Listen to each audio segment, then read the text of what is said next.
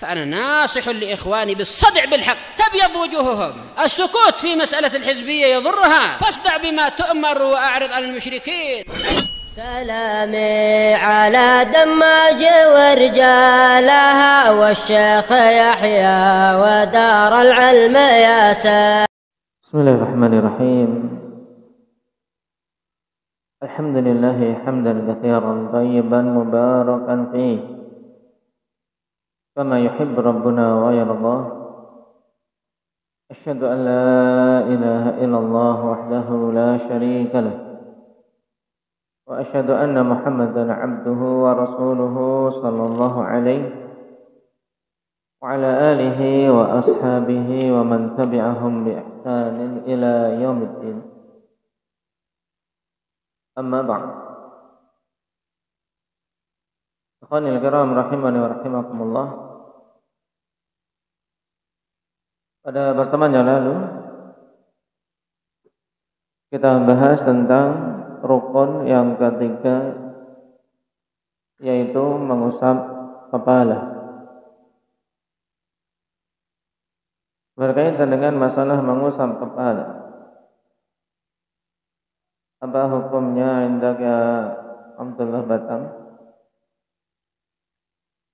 Wajib. Baik.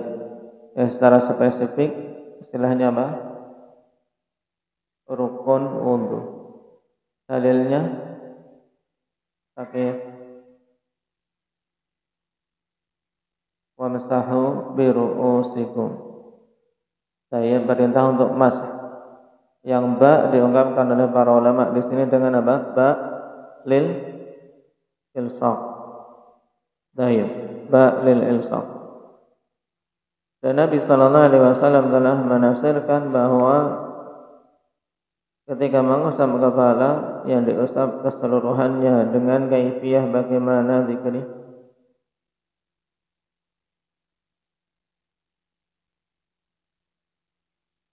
Baik. Dimulai dari bagian depan kepalanya, kemudian kedua tangan digerakkan ke belakang sampai tengkuk, kemudian digerakkan kembali ke depan sampai ke tempat memulainya. Kemudian setelah itu Zaid mengusap kedua telinga. Baik. Bagaimana cara yang sempurna dalam mengusap kedua telinga? Mengusap bagian dalam dan luarnya. Bagian dalam telinga diusap dengan apa? Jari telunjuk. Kemudian bagian luar telinga, daun telinga diusap dengan ibu jari. Baik. Nah, dan ketika mengusap kepala, indak ya Hamzah,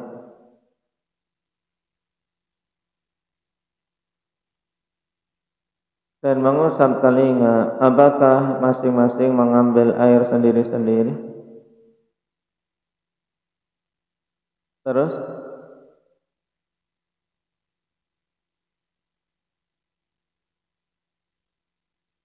setelah mengambil air untuk mengusap kepala, dan ini yang sunnah akhwan, yang sunnah yaitu apa? Mengusap, ketika mengusap kepala yaitu mengambil air, yaitu membasahi tangannya, kemudian apa? Diusapkan ke kepalanya, kemudian langsung dengan sisa usapan kepala tersebut langsung digunakan untuk mengusap telinga. Muncul pertanyaan, ketika mau mengusap kepala apakah boleh sehabis mencuci tangan langsung mengusap kepala tanpa mengambil air baru? Maka jawabannya boleh, tidak mengapa. Walaupun asalnya akhwan dalam riwayat-riwayat yang banyak Nabi mengambil air baru, sebagaimana dalam hadis Abdullah bin Zaid bin Asim. Thumma ghasala wajhahu thalathan wa yadahu al-yumna thalathan wal ukhra thalathan wa masaha bi ra'sihi bima'in ghairi fadli yadi.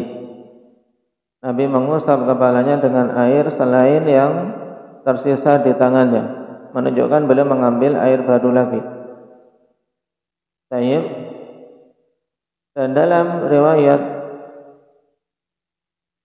yang lain dalam Sahih Bukhari dan Muslim juga, Nabi memasukkan kebari tangannya ke bejana. Tsumma adkhala yadahu fil ina' famasaha bi ra'sihi. Jadi tangannya dicelupkan, kemudian baru setelah itu mengusap. Baik. Di sini kata Imam Al-Qurtubi, wa fihi dalilun ala masyru'iyyati tajdidil ma' limashir ra's wa annahu sunnah. Di sini disyaratkan untuk apa? Memperbaharui air, tajdidul ma'. Maksudnya apa? Ngambil air lagi untuk mengusap kepala dengan membasahi tangan tentunya, bukan kemudian apa? Satu apa? Genggaman atau dua tangan itu diisi air semua, tapi basahi tangan, karena mengusap itu tidak dibutuhkan apa? Air banyak-banyak, ya kan? Cuma datang riwayat akhwan bahwasanya Nabi sallallahu alaihi wasallam mencukupkan dengan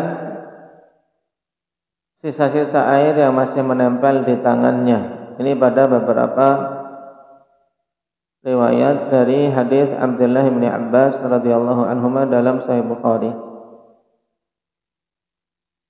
Beliau mensifati wudu Nabi sallallahu alaihi wasallam. Pada setiap gerakan diterangkan Nabi mengambil air.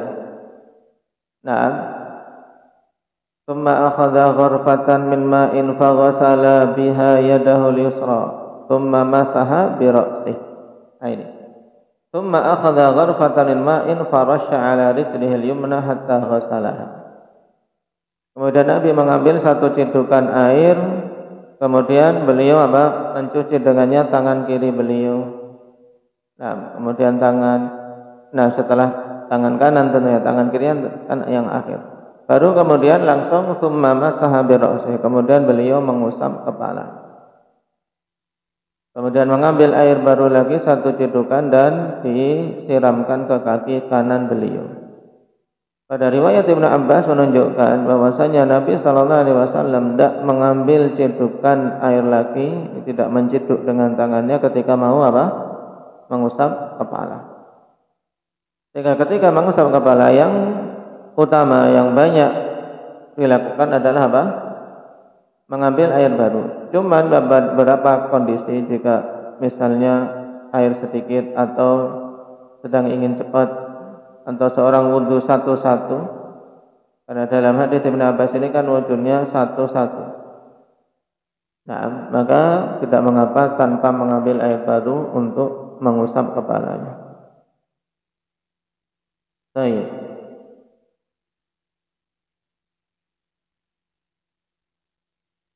Adapun untuk telinga, maka tidak ada satu riwayat pun yang menunjukkan Nabi mengambil air baru. Baik.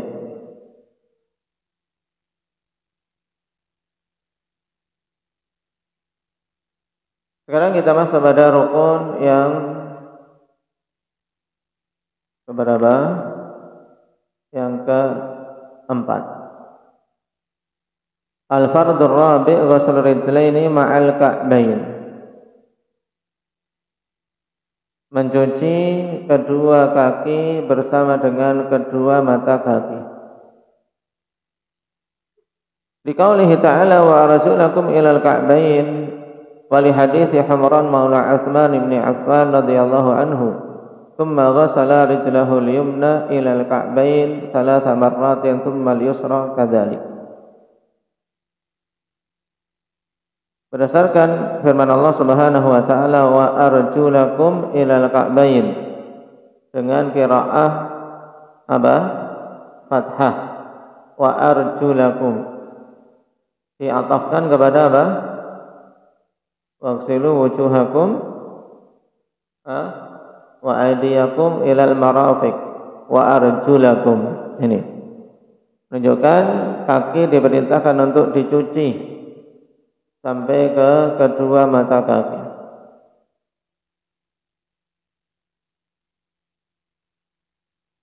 Dan hadis Humran Maula Utsman, Nabi sallallahu alaihi wasallam ketika mencontohkan wudu yang sempurna, yaitu Nabi sallallahu alaihi wasallam mencuci kaki kanan sampai kedua mata kakinya 3 kali, kemudian mencuci kaki kiri sampai kedua mata kakinya 3 kali.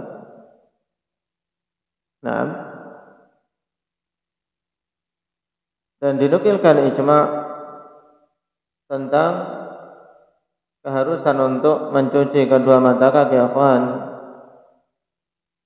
Cuma ya rajih ada khilaf, walaupun khilafnya lemah. Baik, karena kalangan Zahiriyah ini berpendapat cukup dengan mengusap atau menggabungkan antara mengusap dan mencuci. Sedangkan khilaf dari orang-orang Syiah dalam masalah ini, para ulama tidak menggubris, yaitu tidak menganggapnya. Karena orang-orang Syiah, mereka mengatakan wa arjulikum ilal ka'bain, yaitu berarti kaki itu cukup diusap saja, tidak dicuci.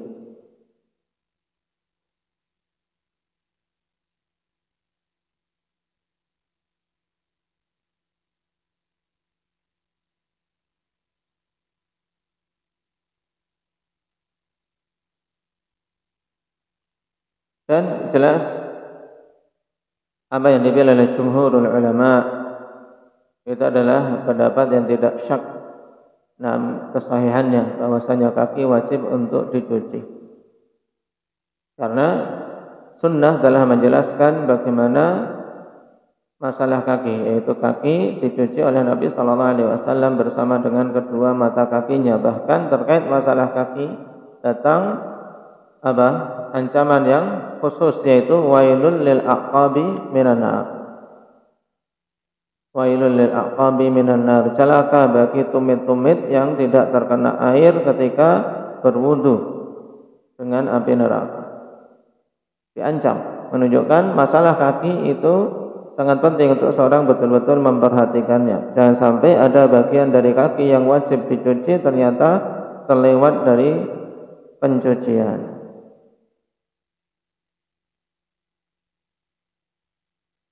Qala wal ka'ban huma al-'azman an-nati'an fi asfalis saqi min janibail qadam. Ka'ban, ya, dua ka'ab. Ka'ban, dua ka'ab. Apa itu? Ka'ab yaitu dua tulang an-nati'an yang menonjol. Fi asfalis saq, di bagian paling bawah betis. Min janibail aqdam, dari dua sisi kaki. Kaki kita antum perhatikan, bayangkan. Kalau suruh nunjuk insyaallah tahu, cuman sekarang ingin mengungkapkan dengan apa? Dengan kalimat. Kalau kesulitan sudah tunjukkan kaki antum, ini loh mata kaki. Dan sekarang antum harus menggambarkan dengan ungkapan. Jadi mata kaki ya apa? Dua tulang yang muncul di bagian bawah betis. Karena betis, kemudian ke bawah itu kan kedua mata kaki, baru telapak kaki, ya kan? Bagian paling bawah dari betis yang menjadi apa? Pembatas, pembatas antara betis dan apa? Telapak kaki. Baik. Yang dua tulang ini menonjol di dua sisi kaki, sisi kanan, sisi kirinya, ya kan? Nah, setiap orang satu kaki, berapa mata kakinya endang ya? Abdul Rahman kisaran dua, berarti satu orang keseluruhan mata kakinya berapa?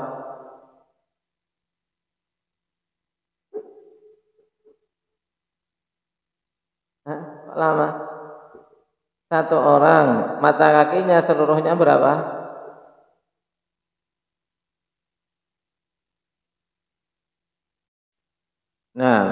4 mata kaki untuk setiap orangnya. Ini yang normal.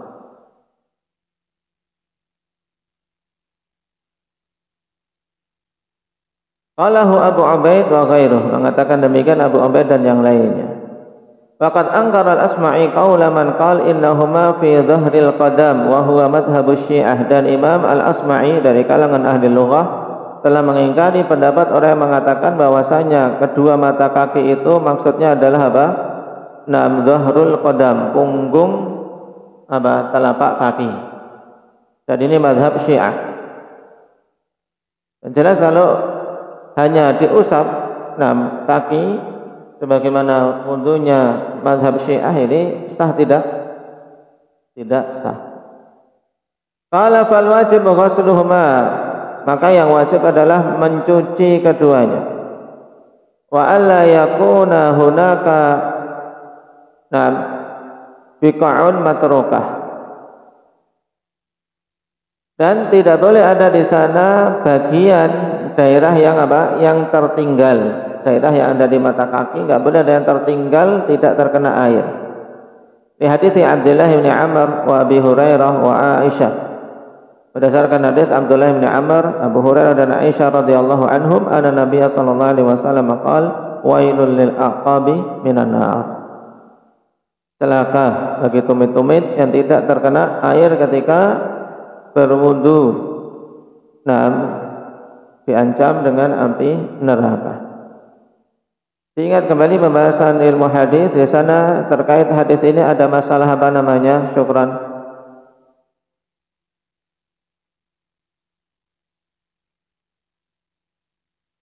Ada permasalahan apa ketika hadis wailul lil aqabi minan nar dalam Baiquniyah?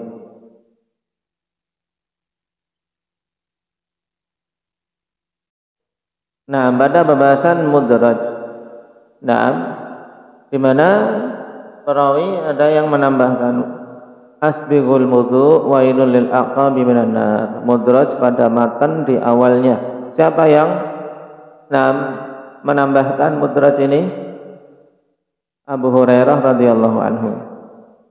Karena pada riwayat yang lain tidak ada. Dari Aisyah, dari Abdullah bin Amr bin al-As. Ini tentang kaki.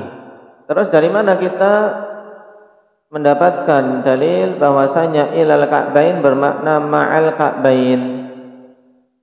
Ini pembahasannya sama dengan masalah mencuci tangan, yaitu dari penafsiran Nabi sallallahu alaihi wasallam ketika beliau mencontohkan wudu. Thumma ghasala rijlahul yumna hatta asyra'a fis saq. Nabi sallallahu alaihi wasallam mencuci kaki kanannya sampai masuk ke bagian betis. Menunjukkan mata kaki ikut dicuci. Maka harus diperhatikan. Mencuci mata kaki ini harus.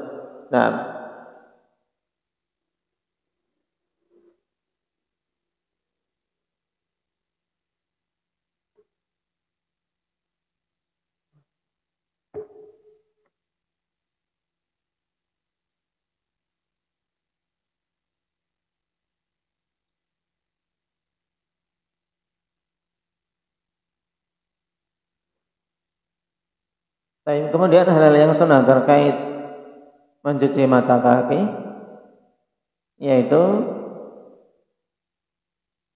disunahkan untuk mengawali dengan yang kanan, kemudian baru yang kiri. Kemudian juga disunahkan untuk menyela-nyelai jari jemari kaki.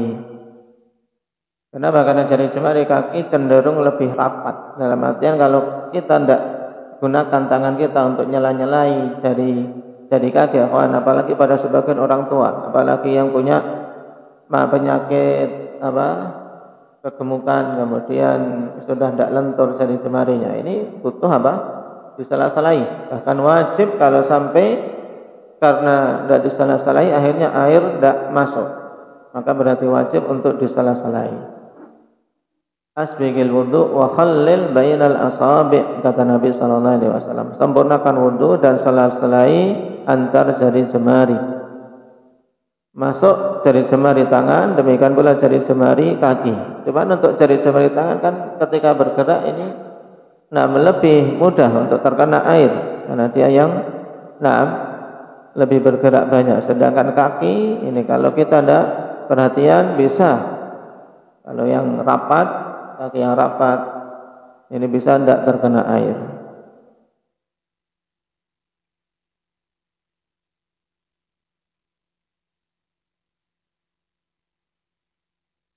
Baik. Al-fardul khamis at-tartib. Rukun yang kelima adalah tartib.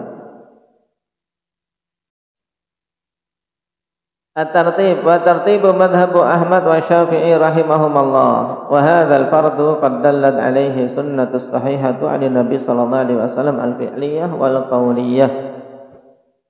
Harus urut, dan tuntutan untuk harus urut ini adalah mazhab Imam Ahmad dan Syafi'i. Dan kewajiban ini telah ditunjukkan oleh sunnah yang sahihah dari Nabi sallallahu alaihi wasallam, baik berupa perbuatan ataupun perkataan. Wa huwa zahirul Qur'anil Karim, dan ini yang zahir dari Al-Qur'anul Karim urut-urutannya. Wa dzalika anna Allah azza wa jalla dzakara al-wudu'a murattaban fi ayatil Maidah. Demikian itu karena Allah Subhanahu wa taala menyebutkan wudu secara urut dalam ayat di surat Al-Maidah. Ayat yang keberapa? Ayat ke-6. Wa adkhala al-mamsuha wa huwa ar-ra'su bainal maghsulat. Dan Allah Subhanahu wa taala sisipkan bagian wudu yang diusap, yaitu kepala, di antara dua bagian wudu yang harus dicuci. Yang seperti ini dalam bahasa Arab, akhwan. Ini kalau tidak diinginkan urut kan bikin repot. Paham tidak pendalilannya? Allah Subhanahu wa taala katakan, ya ayyuhalladzina amanu idza qumtum ila shalah faghsilu wujuhakum wa aydiyakum ilal marafiq. Kalau tidak diinginkan untuk apa? Untuk urut, kan sebenarnya lebih mudah apa? Wa arjulakum ilal ka'bain, kemudian baru wamsahu bi ru'usikum. Paham? Kenapa digabungkan dulu yang dicuci, baru yang diusap. Tapi ketika Allah Subhanahu wa taala menghendaki untuk urut, ya, maka disisipkan wamsahu bi ru'usikum. Setelah mencuci tangan, usaplah kepala-kepala kalian, kemudian wa arjulakum ilal ka'bain, dan cucilah kaki kalian sampai kedua mata.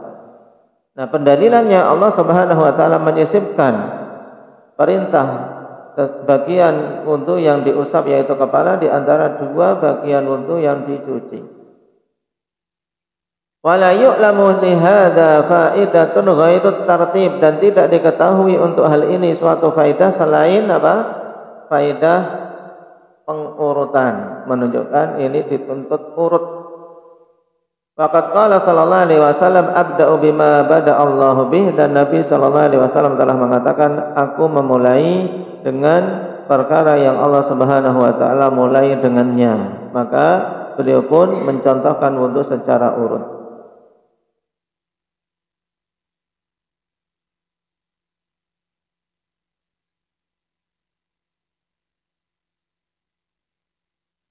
Dan inilah dirasakan oleh Syamag bin rahimahullah ta'ala. Dan sebelum beliau Imam Syaukani dan ulama muhaqqiqin.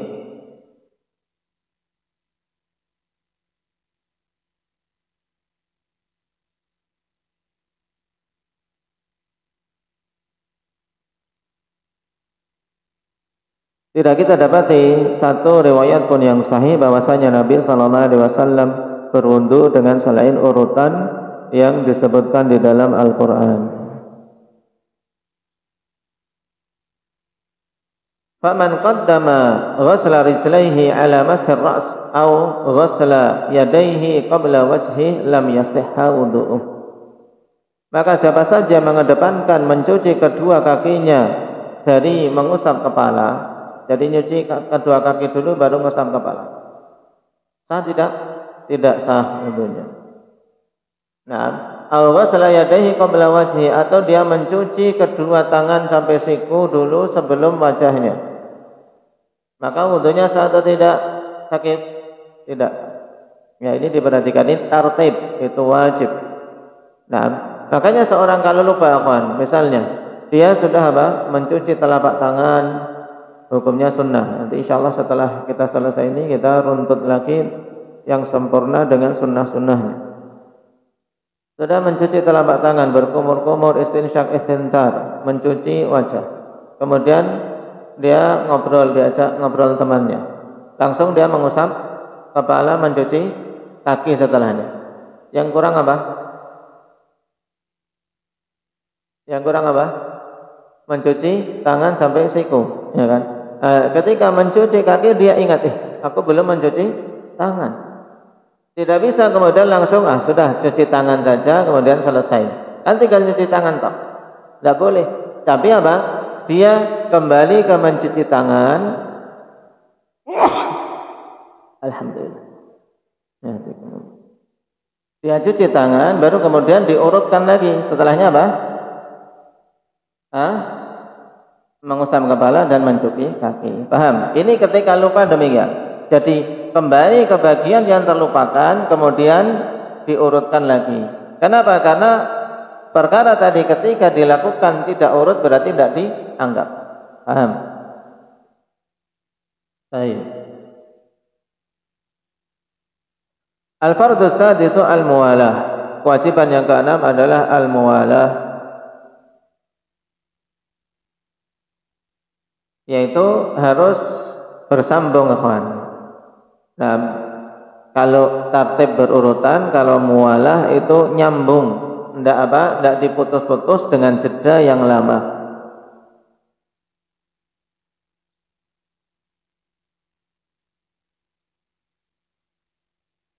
Asy-Syaikh rahimahullah taala addal muwalata min furudil wudu. Ya, Syekh mengikutkan muwalah termasuk dari kewajiban wudu. Wa hadza madhhabu Ahmad fil masyhur, dan ini merupakan madhab Imam Ahmad dalam riwayat masyhur beliau.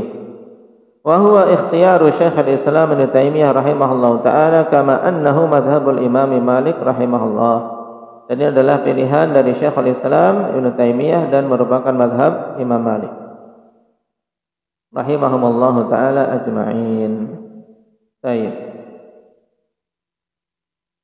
Ini tentang muwalah. Dan ada khilaf, apakah muwalah itu sifatnya rukun, yaitu wajib, ataukah sunnah. Kalau kita perhatikan di sini, Syekh bin Baz merajihkan wajibnya, sebagaimana pula dikutip beberapa pendapat di sini, yaitu Imam Ahmad, Syekhul Islam Ibnu Taimiyah dan Imam Malik. Baik. Adapun kalangan Syafi'iyah, demikian pula Imam Abu Hanifah, Ats-Tsauri dan An-Nakhai serta Sa'id bin Musayyib, mereka berpendapat bahwasanya muwalah itu hukumnya sunnah.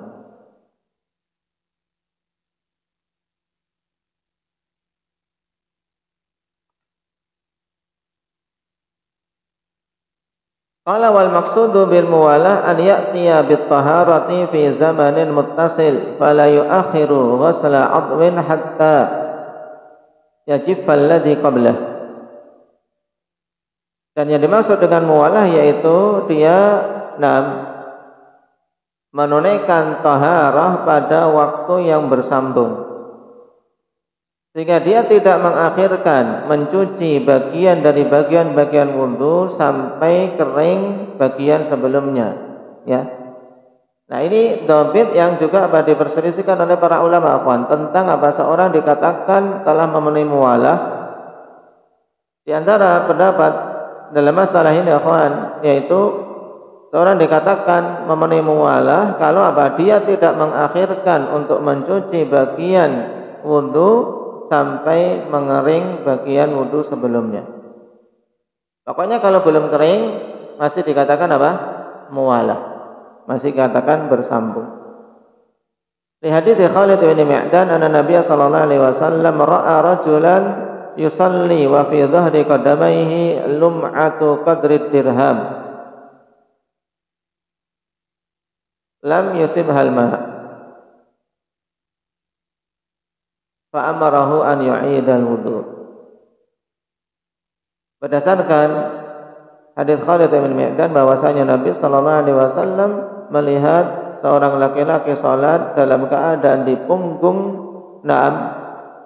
kakinya, punggung telapak kakinya ada apa? Ada lum'ah, yaitu bagian sebesar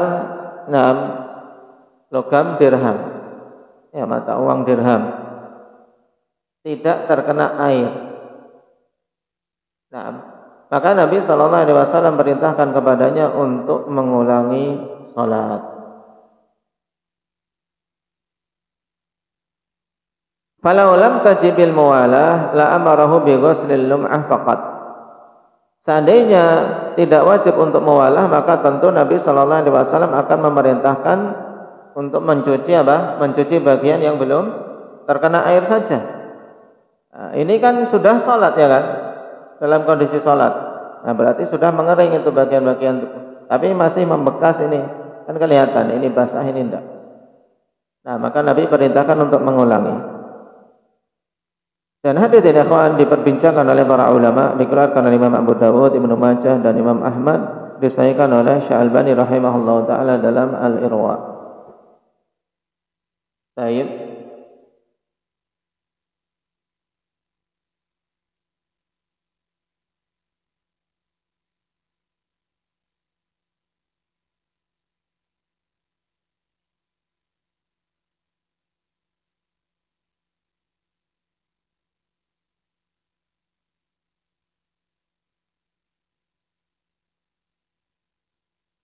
Dan Syekhul Islam rahimahullah ta'ala memiliki kalimat yang bagus dan hujjah yang kuat untuk menjelaskan tentang masalah harusnya muwalah tersebut. Nah, ketika dipisahkan dengan waktu yang banyak, maka wudunya tidak sah. Cuman khilaf tentang pemisah waktu yang banyak ini, yang bagaimana ini, dobitnya apa, ini kalam para ulama cukup banyak.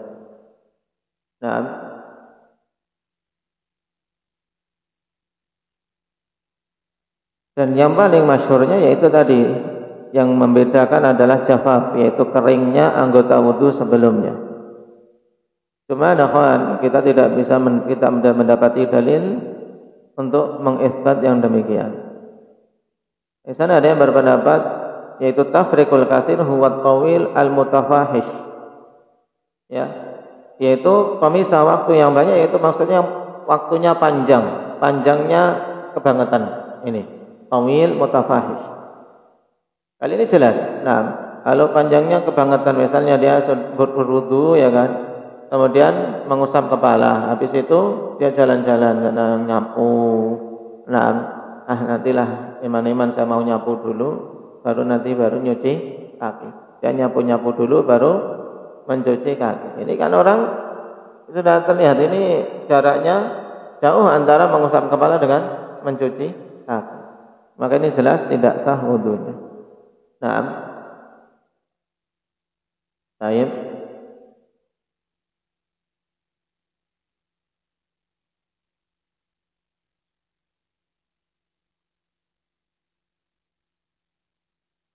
Adapun waktu yang ringan, at-tafriq al-yasir antara anggota wudu satu dengan wudu berikutnya, ini tidak bermadarat berdasarkan ijma' kaum muslimin, dikutip oleh Imam Nawawi rahimahullah.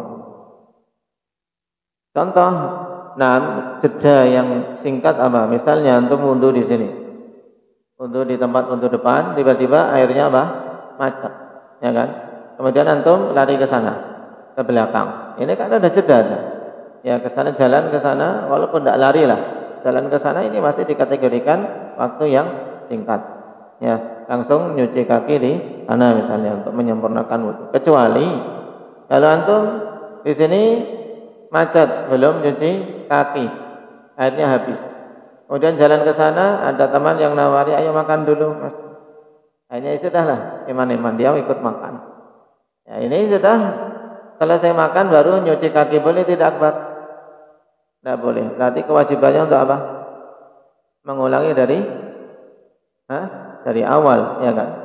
Mengulangi dari awal, tidak hanya sekedar meneruskan saja. Kenapa? Karena sudah tidak muwalah lagi. Baik.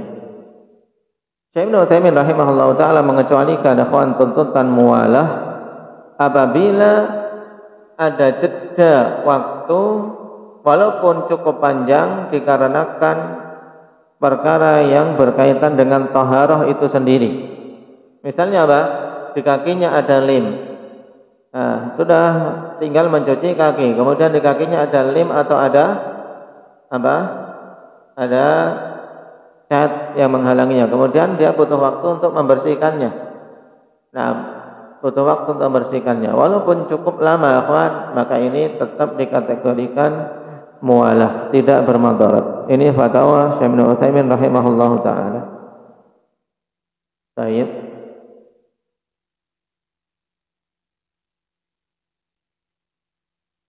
Berbeda dengan kondisi seandainya misalnya dia dapati baru mau mencuci kaki, ternyata dia lihat bagian jubahnya yang bawah kotor, kena oli misalnya, atau kena darah. Kemudian dia mencuci jubahnya dulu, dia cuci dulu. Ini boleh tidak? Tidak boleh. Muwalahnya terputus. Kenapa? Karena tidak ada kaitannya dengan wudunya. Paham? Nah, ini dibedakan. Baik, barakallahu fikum. Nakfi bihadza walhamdulillah.